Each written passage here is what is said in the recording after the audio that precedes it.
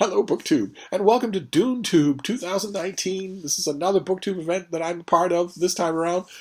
Me and a group of other BookTubers are reading all of Frank Herbert's Dune novels, not the knockoffs by his son, but just his Dune novels. We started in July with his epic book, Dune, widely recognized as one of the greatest science fiction novels of all time. And then oh no, we did that. When did we do Dune? I don't even remember. Well, we just finished with Dune Messiah in August. So we started Dune in July, and we did Dune Messiah in August. Dune Messiah is the despised stepson of the Dune sequence, unjustly. And it turned out that a lot of you agreed with me that a close reading of this book and a relaxed reading really brings out its strengths. It is a much shorter book than any other Dune book, and much more cerebral, much more subtle, much more inward-looking. I got a lot out of that read along with all of you. And this month, in September, we're doing Children of Dune, the third book in the series, and really a return to the tone, the pace, the length of Dune itself. And this is the story of the aftermath of both Dune and Dune Messiah, where Paul Atreides, the young member of a noble house in this far future empire, has his whole family destroyed in front of him and scattered to the winds, all of their retainers scattered to the winds. He falls on the mercies of a group of desert warrior people called the Fremen on the planet Dune, which is the only source of the spice melange, which prolongs life, severely addicts the people who use it, but also increases prescience. It increases all sorts of cellular past life memory. It's a psychic enhancement to people who are susceptible to it in that way. And it turns out that Paul Atreides himself is massively susceptible to it in that way. And when he undergoes something called the spice agony, where he ingests raw spice, he transforms. His prescience, the ability to foresee, plot out lines in the future probability, goes off the charts. And he becomes Muad'Dib. He becomes a religious Mahdi Messiah figure for the Fremen. They don't just admire him as a military leader anymore. He is their god. And with him as their figurehead, they sweep across the galaxy in a wave of a jihad of military zeal that makes Paul Atreides' empire far more repressive and far more extensive and far more zealous than anything of the empire that he replaced. The emperor that he replaced went into retirement on Seleucus Secundus, his home planet. And his daughter, Irulan, became Paul Atreides' sort of official wife. They never share a bed. They are not. Paul makes it clear she is not going to be the mother of my children. But in order to solidify my hold on the empire, I will make her a for-show wife. But my real wife will be Chani, a woman from the Fremen who gives Paul twins, young Leto and Ghanima, a boy and a girl.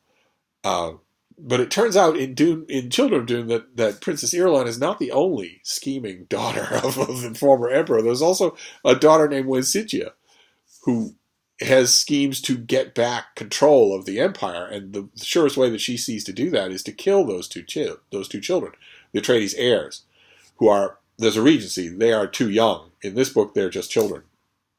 They're not babies anymore, like they were in Dune Messiah, but they are young children, too young to rule an empire. So they are a regency being run by their aunt, Alia, Paul Atreides' sister, who is viewed by the Bene Gesserit, this order of super nuns that tutored and raised Paul's mother, Jessica. The Bene Gesserit views Alia as an abomination because she was in her mother's womb when her mother, Lady Jessica, went through the spice agony herself. And in addition to awakening all of Jessica's heightened psychic powers and cellular memory of Bene Gesserit Reverend Mothers going back thousands of years, it also awakened all of those things in the infant, in the fetus, Alia. And the Bene Gesserit have long held that is an abomination. You don't know what that's going to do to someone who hasn't lived yet to suddenly be given full awareness of an adulthood and also many adulthoods. So the Bene Gesserit doesn't trust Alia, and we learn in this book, especially in the pages that we're reading today, that they're right not to trust her. Because the problem with being preborn as Herbert's phrase is that you don't have any sense of yourself to anchor against the crowd of voices of dead people whose cellular memories you now possess, who would like to have access to a living body, who might have plans of their own. I mentioned this last time, that this is Herbert's idea. Of course, your learning, your life experiences, your personality, your ability to get things done or plans for the future, none of that is genetic material. You could be a Quasi-Chitarak all day long. You could be an abomination all day long. You wouldn't have any access to any of that. That's all just a temporary layer on top of genetic information. None of that becomes genetic. So none of it would be in a genetic payload that would then be given to someone else. And yet that attitude, that your genes are sort of a tape recorder inside you that only stops the instant that you die, and that before that, everything that ever happens to you or that you think or that you feel is recorded in there, that attitude, that conception on Frank Herbert's part of what is going on with the Spice Melange carries throughout the rest of these books, so you just have to get used to it. It flies below the radar. Like I mentioned last time, it flies below the radar, but it is a science fiction construct, just like faster than light travel. None of it is that is not anything remotely like reality. It's another construct of Frank Herbert's. But the big question in the chapters that we're reading today is the question that Leto and Ghanima have. They are young, but they are also ages old.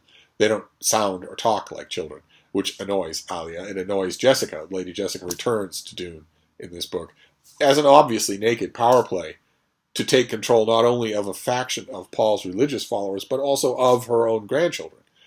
But as Leto and Ghanima are hashing out all throughout these pages, they're hashing out whether or not to go through the spice agony themselves.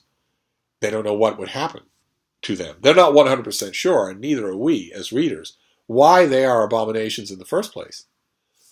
Chani doesn't go through the spice agony. We're not really sure why Leto and Ghanima are preborn, but they are, and they're wondering what that will do to them if they go through the spice agony themselves, especially since they can see the signs in their Aunt Alia that she has become an abomination, that one particular figure in the great chorus of pre-lived lives inside her head is steadily taking control of her, and that figure is Baron Harkonnen, the villain of Dune, who is dead, but who is part of her genetic makeup because it turns out he is her grandfather.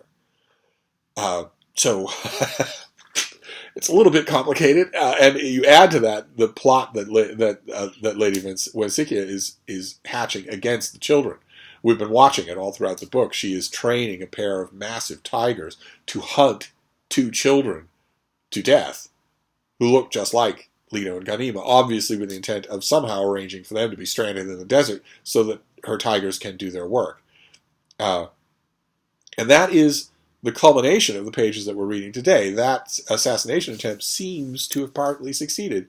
It seems like Leto is dead, and Ghanima is Alia's hostage. That is when these pages end today. I'm sorry to cut things a little short for our read-along. I like to go on for half an hour about these things, but my Sunday has just eaten itself up, just with good reasons and bad reasons. It was a beautiful day, so I spent a lot of it with Frida, but I also had a lot of work to do and a lot of negative things and just time that got away from me. So we're going to have to keep the read-alongs this time around comparatively brief. There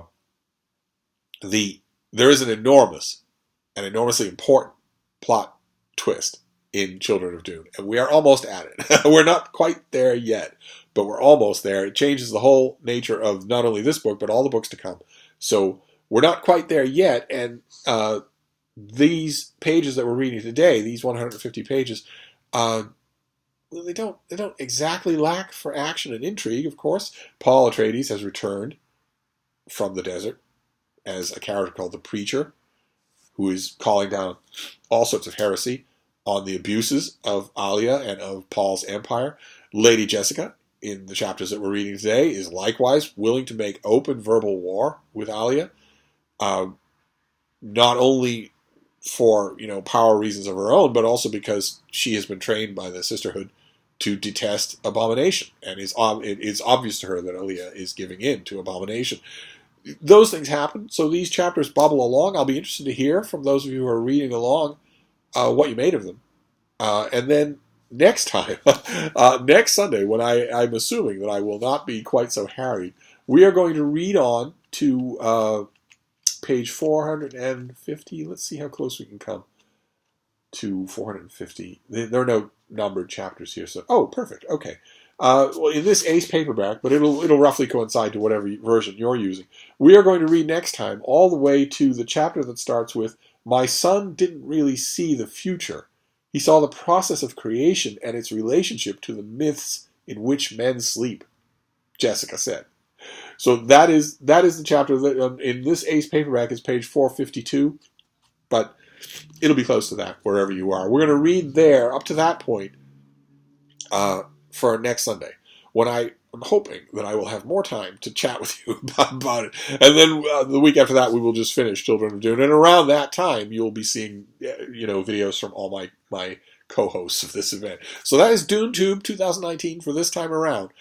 Very interesting developments happening in this book, especially if you've never read it before. I can't wait to hear what those of you who are in that position think of all that you're seeing here. And can you predict what's going to happen?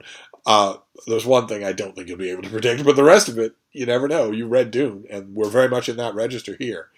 So I'm going to wrap this up for now, short as it is, and I will be back next Sunday. We'll talk in a little bit greater length about those chapters. Thank you, BookTube.